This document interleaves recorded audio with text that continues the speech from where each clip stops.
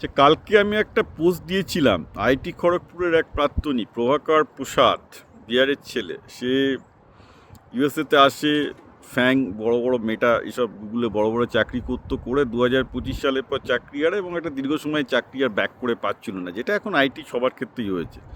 একবার চাকরি গেলে আইটি ছেলেপেলেরা, আগে যা হতো একবার চাকরি গেলে 1 মাস 2 মাস 3 মাস বাদে অনায়াসে চাকরি পেতো, এখন আর কেউ পাচ্ছে না। মানে ইন্ডিয়াতে তাও পেতে পারি, ইউএসএ তো অলমোস্ট ইম্পসিবল, মানে চান্স ইজ লেস দ্যান 1%। এটা ইউএসএতে আমি সবার মধ্যেই দেখছি, কারণ অবভিয়াসলি এআইয়ের জন্য অনেক পজিশন সংকুচিত হয়ে গেছে, অটোমেশনের জন্য অনেক পজিশন সংকুচিত হয়ে গেছে অলরেডি।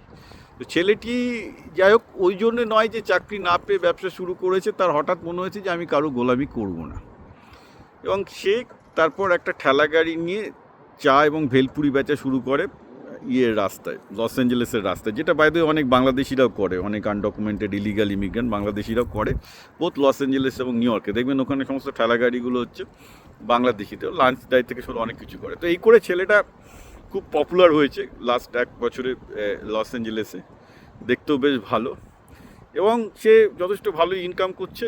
বলছে যে আমি ঠিক আছে কর্পোরেট জবের মতো অত না হলেও আমি আমার বাঁচার জন্য যথেষ্ট ভালো ইনকাম করছি। আমি সবচেয়ে বড় কথা, আমি এখন কারুর দাস নই।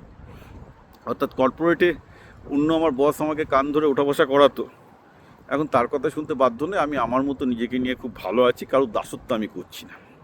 এখানে বাঙালিদের অনেকগুলো জিনিস শেখার আছে। সেই শেখাটা হচ্ছে এই যে, আমি বলছি না যে আপনাকে ঠেলা গাড়ি দিতে হবে, কিন্তু বাঙালিদের সমস্যা হচ্ছে যে তারা এই যে ধরুন এই মুহূর্তে আমি বলতে পারি গোটা কলকাতাতেই প্রায় টিসিএসের অন্তত 10,000 ছেলে আছে যারা চাকরি হারানোর পর আর কিন্তু কিছু পায়নি, খুঁজে চলেছে।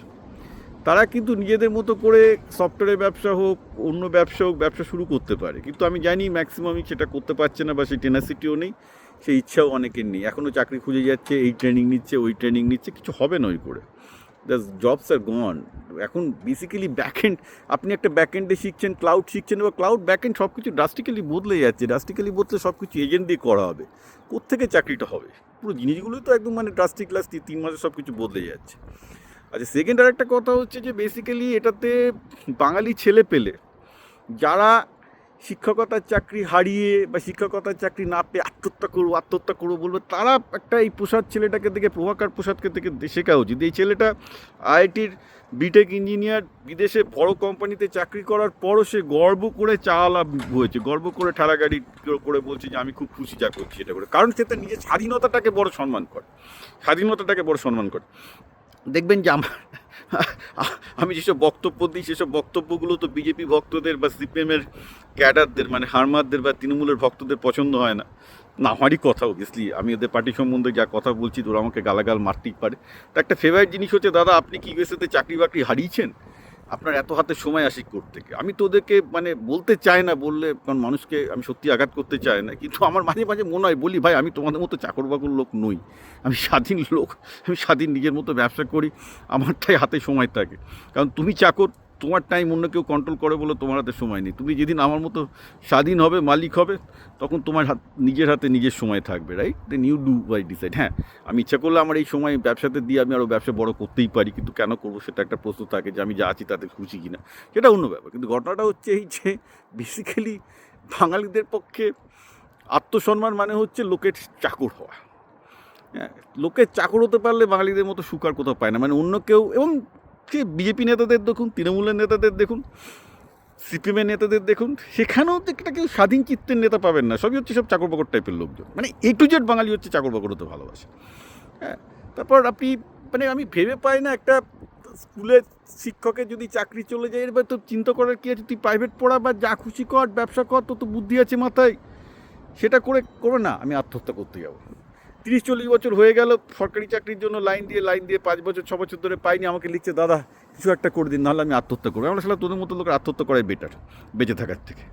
যারা এটাকে বুঝতে পারে না যে সরকারি চাকরি বাইরেও ব্যবসা করে বা চাকরি বাইরেও ব্যবসা করে বেঁচে থাকা যায়, ভালোভাবে বেঁচে থাকা যায়, এবং যারা ওটাকে অসম্মান করে, তাদের বেঁচে থেকে কী লাভ পৃথিবীতে আমি জানি না, সত্যি কথা বলতে গিয়ে। হ্যাঁ, কি না একটা প্রাইমারি স্কুলের শিক্ষকতা করবে তাও ভালো, কিন্তু তবুও সে একটা ঠেলা গাড়ি নিয়ে বা একটা চপের দোকান বা একটা তেলেবাজার দোকান বা একটা দোকান দিতে পারবে না। কেন দিতে পারবে না? কারণ ছোটোবেলা থেকে বাবা মা সমাজ শিখিয়েছে এটা একটা অসম্মানের কাজ। তো এটাই তো পশ্চিমবঙ্গের সবচেয়ে অশিক্ষা। আচ্ছা আপনি বলুন, আমি যখন লোকজনকে গালাগালি দিই যে পশ্চিমবঙ্গের লোকজন অশিক্ষিত, এর একটা মূল কারণ কিন্তু ওটাই, যে সমাজ কৃষক, জেলে, মুটে, মজুর, যারা ভেন্ডার, যারা বিক্রি করছে, আপনার জন্য চপ ভাজছে, তাদেরকে সম্মান দিতে পারে না। সম্মান কাদের দেয়? চোর আইএস আইপিএস অফিসারগুলো, চোর ডাকাত, তাদের সম্মান দেয়। চোর ডাকাত পলিটিশিয়ান, ফাঁকিবাজ মাস্টার কী করে স্কুলে গিয়ে আপনারা জানেন, আমি বলবো না, বললে তো আবার আমার এগেন্স্টে লেগে যাবে। আমি শুধু এইটুকু বলবো যে ক্লাস 6-এর পর আপনার ছেলেমেয়েরা যেটা সরকারি স্কুলে পড়ে, কেউ তো এখন অক্ষর জ্ঞান পর্যন্ত হচ্ছে না, রাইট? মাস্টারমশাইরা বলবে তাদের দোষ, ফরগেট ইট। এইগুলো হচ্ছে পশ্চিমবঙ্গের সম্মানের চাকরি। অথচ যে পশ্চিমবঙ্গের লোকটা, যে জেলেটা সারা রাত্রি গঙ্গায় মাছ ধরছে, আমি ভিডিও দিয়েছিলাম, গঙ্গায় মাছ ধরছে সারা রাত্রি পরিশ্রম করে হয়তো সকালবেলায় 200-300 টাকা রোজগার করছে, বা যে পরোটা ভেজে বা তেলের বা চপ সিঙ্গাড়া ভেজে বা যাই হোক রাস্তাঘাটে ঠেলা দিয়ে দিনের শেষে 500 টাকা 1000 টাকা নিয়ে ঘরে ফিরছে, প্রচণ্ড পরিশ্রম করছে, লোককে খাওয়াচ্ছে, অসৎ কাজ তো করছে না, রাইট? তাকে কেউ কখনো পশ্চিমবঙ্গের সমাজ, কখনো বাঙালি সমাজ কখনো সম্মান দিতে পেরেছে? দেয়নি। এই সমাজকে আমি শিক্ষিত বলি কী করে? আমি তো এই জন্য, আমি তো বাঙালি, আমাকে বলে যে আপনি কী সব মাস্টারমশাই এদের এগেন্স্টে কী সব মুখে কথাবার্তা বলছেন, আমি কী বলবো? আমি ওদেরকে সম্মানই করি না, তুমি বলবোটা কি? এটা এমন একটা সমাজ, যে সমাজের যারা কর্মী, সে ম্যাথর হোক, সে কর্মকার হোক, সে জেলে হোক, সে চাষি হোক, যে সমাজ এই আমাদেরকে যে সমাজ এই খেটে খাওয়া লোকগুলো, যারা সমাজটাকে বাঁচিয়ে রাখে, যারা সমাজের সবচেয়ে সৎ honest portion of the workers, যারা সমাজটাকে বাঁচিয়ে রাখে, তাদেরকে সম্মান করতে পারে না।